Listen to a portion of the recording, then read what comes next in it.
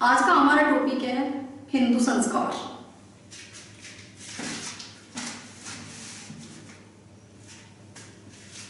तो देखिए, हमारे जीवन में प्रमुख 16 संस्कार होते हैं। कल आपको हमने बताया था कि हिंदू संस्कारों की संख्या 16 होती है।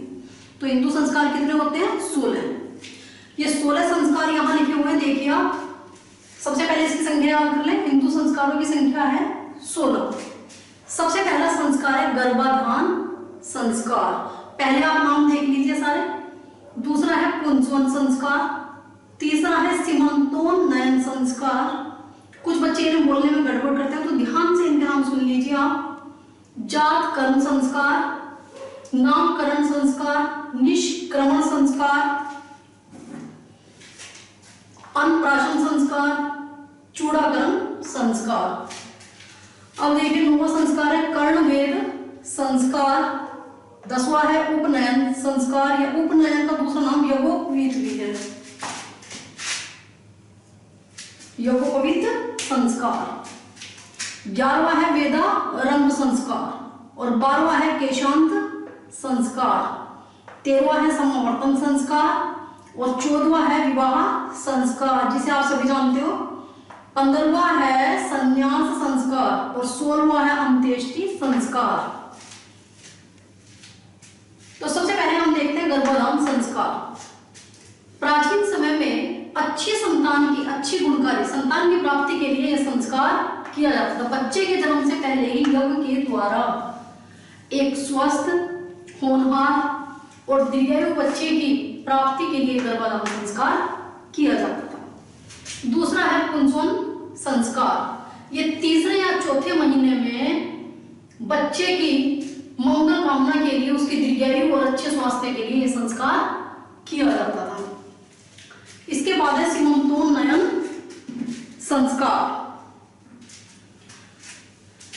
ये 6 या 8वें महीने में किया जाता था, जिसे गोद भराई की रस्म भी कहा जाता है। और भारत के कुछ क्षेत्रों में यह संस्कार आज भी किया जाता है। ये भी होने वाली संतान की मंगल कामना के लिए होता है, उसके अच्छे स्वास्थ्य के लिए, उसकी दीर्घायु के लिए।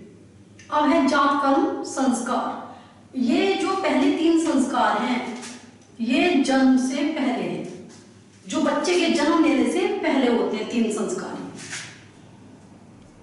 अब चौथा संस्कार जो है वो बच्चे के जन्म के साथ किया जाता है। जैसे ही बच्चे का जन्म होता है तो उसे शहद या घी चटाकर ये जात कर्म संस्कार किया जाता है, जिससे इस संस्कार के द्वारा बच्चा कई दोषों से मुक्त हो जाता है। अब है नामकरण संस्कार। इसे भी आप सभी जानते होंगे। यज्ञ हवन के द्वारा बच्चे का नामकरण किया जाता है, जिसमें ज्योतिष के अनुसार बच्चे का कोई नाम तय किया जाता है। इसके बाद है निष्क्रमण संस्कार। यह संस्कार जो है, जब बच्चे को चौथे महीने में घर से पहली बार बाहर निकाला जाता है। आज तो ऐसा नहीं होता, बच्चा पहले ही बाहर निकल जाता है, उसे पहले बाहर निकाल दिया जाता है। लेकिन पहले यह संस्कार चौथे महीने में बच्चे को पहली बार चौथे महीने में ही बाहर निकाला जाता है। अब है अन्नप्राशन संस्कार। इसके भी नाम से पता चल रहा है। तो 6ठे महीने में, 6ठे या 7वें महीने में, या फिर जब बच्चे के दांत निकलने शुरू हो जाते थे, तो तब ये अन्नप्राशन संस्कार कैसे किया जाता था? बच्चे को खीर, दलिया आदि खिलाकर यह संस्कार किया जाता था। फिर है चूड़ाकर्म संस्कार। ये चूड़ाकर्म संस्कार, इसका एक नाम मुंडन भी है। मुंडन आप सभी जानते होंगे, बच्चे के बाल करवाना। जब पहली बार 1 वर्ष की आयु में, 3 वर्ष की आयु में, 5 वर्ष की आयु में या फिर 7वें वर्ष में यह संस्कार किया जाता है। अधिकतर ये 1 वर्ष की आयु पर किया जाता है। तो चूड़ाकर्म संस्कार क्या है? बच्चे के पहली बार बाल उतरवाना, जो शुद्धि का प्रतीक होता है। इसके बाद है कर्णवेद संस्कार। ये बच्चे के कान छेदने से संबंधित होता है। कान छेदने से बहुत सारी बीमारियां दूर होती हैं। तो कर्णवेद का मतलब है कान को छेदना।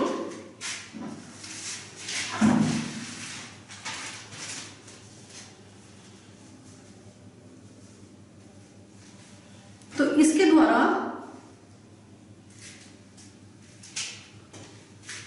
बहुत सारी बीमारियों से बच जाता है ये कान छेदने के द्वारा। इसके बाद है उपनयन। उपनयन संस्कार। उप का अर्थ होता है निकट ले जाना या पास ले जाना, और नयन का अर्थ होता है ले जाना।